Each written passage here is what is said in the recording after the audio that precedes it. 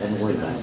Supposed to be 70. Let me know if I can help this out. You were wearing a jacket that they didn't want you to use. For Russ, it's freezing.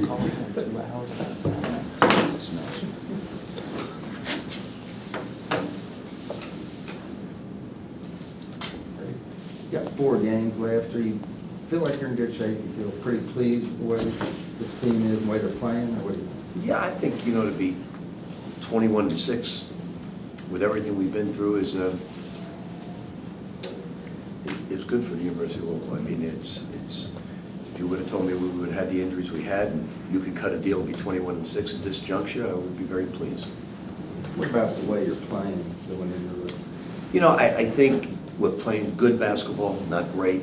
I think we still have plenty of room for improvement, and hopefully we'll continue to work on the things we need to get better at.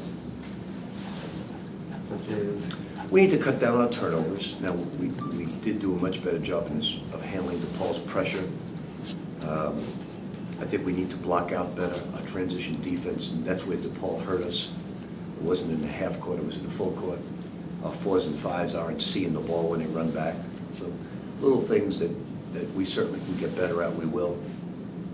Playing at Cincinnati, would you talk about the atmosphere, how difficult a place it is to play at and win? It's no difficult than West Virginia, Syracuse, or Rutgers. You know, they're all very difficult. To be top 6, tied for 6th place, this would seem to be a very important game in terms of getting the win. No more important than at DePaul. And I say that not in a very serious way. It's every single game is important, because if we lost to DePaul, they would be 1 game ahead of us. So it's, you know, so it's just every game is very, very important. Is Cincinnati playing different than they have in the past? Well, they've gone to 4 guards when they had that problem. They've gone to 4 guards, and they, in terms of the volume of threes they're taking, they're different, but still playing hard-nosed defense. What did that 4-guard lineup do for them, right, as far as? It just made them quicker, better off the bounce, better in transition, better defensively because they can switch everything. Does it hurt them on It hasn't. They're not very. No, it hasn't. Will you have to match them with the smaller lineup, or will you? I don't think so. Can Shane? You know, do you feel like he, as a power forward, do you feel like he can kind of contain? You know, I guess. Well, I don't know who specifically he wound up. Shane contains no one, so it doesn't matter whether he's small or big. It really doesn't matter. He gets beat regardless of who you throw out there. Is everybody healthy now in terms of the flu and all that stuff? Is it all? Everybody's healthy. Wayne still has issues that we've got to get through. It's kind of a philosophical question, but there, in a game like this where you are going against 4 guards and you're big and you've got the bigger team, is your philosophy to try to make that team, whether it's Cincinnati or who, match up with you better, or do you change things so that you can adapt to them? You know, with them, it doesn't really matter. They switched. They hurt us last year. They took us out of our offense. We had a very difficult time scoring against them, and they had a bigger lineup last year. We have not traditionally played well against Cincinnati teams like we do West Virginia, Pittsburgh, and them, and so we've got to make certain adjustments to play better. 2 years ago, we played very poorly against them in the Garden, and we did not play real well at Cincinnati last year. Now we never get a chance to find out how they would play here because we never keep going there. Likewise, we do. I know you're still bringing him along, but Say it again. I'm sorry. I know you're still bringing him along, but Wayne, can he be as much of a game changer in March as some of us like to hope he can be? I definitely do not think so. Why is that?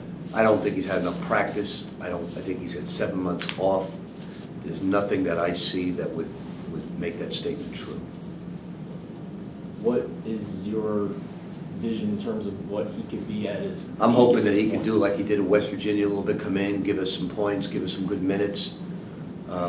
But I don't see anything to what you just alluded to at all, because he's been inactive for 7 months, and he's always missing practice because he tweaks the shoulders. So I don't see it happening, but I do see him contributing. Is Kilpatrick as dangerous a three-point shooter as your faces? Yeah, he's as good as there is in this league. He certainly, but they can beat you with so many other guys, and they shoot it very deep. You know, they'll shoot it a good 6 feet behind the line on a consistent basis. You guys have won 7 over the last 8. Are there common denominators to why you've been able to do that? Some of the reasons that you guys have been able to win. We've just been able to practice.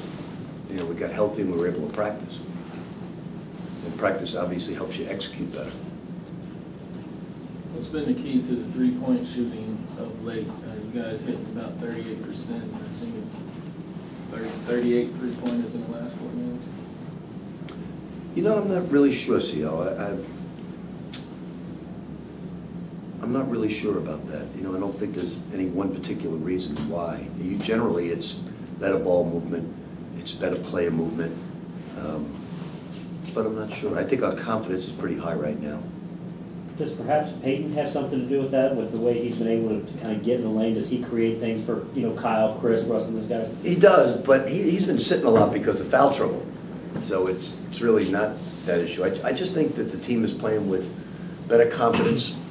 I think that they're having a lot of fun, you know, so shooting the ball, they're relaxed.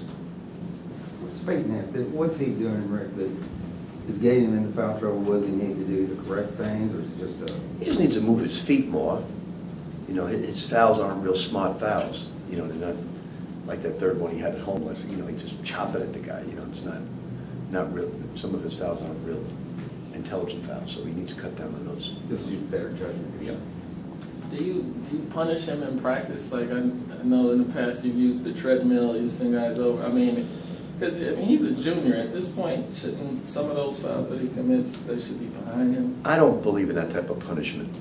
You know, that's you know, as a parent, I like to give positive reinforcements. You know, guys like you and Russ, you like those corporal type punishments. So I like to sort of hug them and just say, "Don't worry about it." No, with Peyton, he knows he's making it. You know, he's a highly intelligent person. He knows he's making a big mistake. I really try to get on guys like Angel, Wayne, Shane, because they just have very poor habits. But guys like Peyton, he's got very strong habits. He's a very disciplined person. You know, guys like Peyton, Kyle, you don't need to, they know when they're making their mistakes. At this juncture, when you know most people would say you've done enough to get into the tournament, you pretty much have first round bye locked up in the Big East.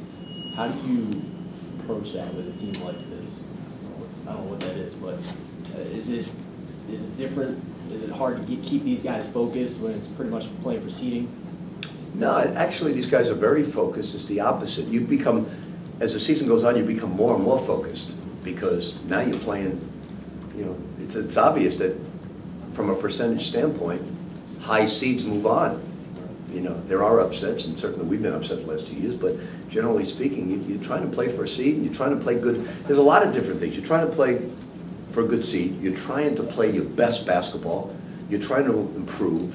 So you want to, you know, we're feeling good right now, but there's a reason for that. It's not only winning, because we're playing better basketball. So you want to have that going into March. And so, you know, we're not content at all. We know how much better we have to get because we were life and death to beat DePaul. I mean, but, you know, Notre Dame was life and death to beat Villanova the other day. They were down 18. It's that time of season. When you play in a major conference, it's going to happen that way. You know, as Duke was life and death with NC State. You know, what was NC State up 18 or 19 or whatever it was with 10 to go in the game. So it's just that way. You know, and it's you want to play good basketball. I'm sure right now Baylor's saying, "Oh, we playing good basketball. What are we doing wrong?" You know, certain teams are thinking that. We know we're doing a lot of good things, but we know we have a lot of areas of improvement. That's why I like our potential and our chances. Because if we right now didn't have all these areas to improve on, I wouldn't be that bullish on this basketball team. Because then I'd say, okay, we're just in the mix.